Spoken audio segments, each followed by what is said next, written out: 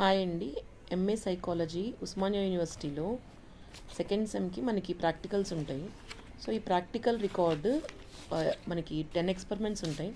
So ఇవి ఎలా రాయాలో నేను ఫస్ట్ ఎక్స్పెరిమెంట్ మీకు చూపిస్తున్నాను. దీన్ని బట్టి మీరు ఎవరైనా రికార్డ్స్ రాయాలనుకున్న వాళ్ళు రాయొచ్చు.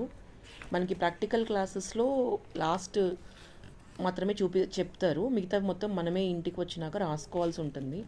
సో మీకు ఎవరికైనా రిఫరెన్స్ కావాలంటే ఇది రిఫర్ చేయొచ్చు.